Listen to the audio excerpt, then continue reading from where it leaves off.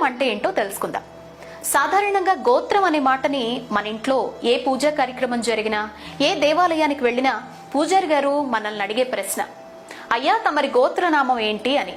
So ఇలా అడుగుతూ ఉండటం అందరికీ అనుభవమే కదా. అసలు గుళ్ళో దర్శనానికి, ఇంట్లో చేసుకునే పూజలకి గోత్రం ఎందుకు అడుగుతారు, ఏంటి సంబంధం అని మనందరికి అనిపిస్తూ ఉంటుంది. ఇందులో మన భారతీయ మహర్షులు, మన పూర్వీకులు ఎంతో నిగూఢమైన విజ్ఞాన రహస్యాన్ని, సైన్సుని, గోత్ర విధానాన్ని ఎలా ఏర్పాటు చేశారో గమనిస్తే చాలా ఆశ్చర్యకరమైనటువంటి రహస్యాలు తెలుస్తాయి. మనం పూజలో కూర్చున్న ప్రతిసారి కూడా పూజారి మీ గోత్రం గురించి ఎందుకు అడుగుతారో మీకు తెలుసా అని ఎవరినైనా అడిగితే వాళ్లకు తెలియదు కాబట్టి అది చాదస్తం అని కొంతమంది అంటూ ఉంటారు. మరి రహస్యం తెలుసుకుంటే ఎవరైనా ఈసారి మన మహర్షులకు పాదాభివందనం ఖచ్చితంగా చేసి తీరుతారు. గోత్రం వెనుకున్న శాస్త్రం మరేంటో కాదండి, జీన్ మ్యాపింగ్ అని ఈ మధ్య కాలంలో బాగా ప్రాచుర్యం పొందిన అధునాతన శాస్త్రం.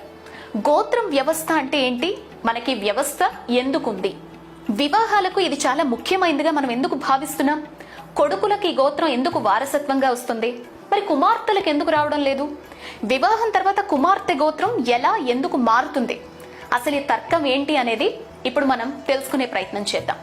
ఇది మనం అనుసరించే అద్భుతమైన జన్యు శాస్త్రం. మన గోత్ర వ్యవస్థ వెనుక జన్యు శాస్త్రం ఎలా పనిచేస్తోందో ఇప్పుడు మనం తెలుసుకుందాం. గోత్రం అనే పదం 2 సంస్కృత పదాల నుంచి ఏర్పడింది. మొదటి పదం గో అంటే ఆవు, రెండవ పదం త్రాహి అంటే కొట్ట. గోత్రం అంటే గోశాల అని అర్థం. జీవశాస్త్రపరంగా మానవ శరీరంలో 23 జతల క్రోమోజోములు ఉన్నాయి. వీటిల్లో సెక్స్ క్రోమోజోములు అంటే తండ్రి నుంచి ఒకటి, తల్లి నుంచి ఒకటి అని పిలువబడే ఒక జత ఉంది. ఇది వ్యక్తి యొక్క లింగాన్ని నిర్ణయిస్తూ ఉంటుంది. గర్భధారణ సమయంలో ఫలిత కణం అంటే XX క్రోమోజోమ్స్ అయితే అమ్మాయి అవుతుంది, అదే XY అయితే అబ్బాయి అవుతాడు. XYలో X తల్లి, Y తండ్రి నుంచి తీసుకుంటుంది. ఇక Y ప్రత్యేకమైంది, Xలో కలవదు. కాబట్టి XYలో YXని అణిచివేస్తుంది. అందుకే కొడుకు Y క్రోమోజోమ్లను పొందుతాడు.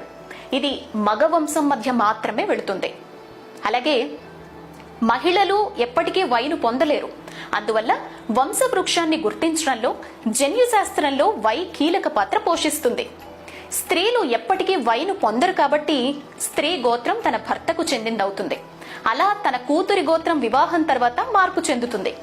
ఒకే గోత్రికుల మధ్య వివాహాలు జన్యుపరమైన రుగ్మతల్ని కలిగించే ప్రమాదాన్ని పెంచుతాయి.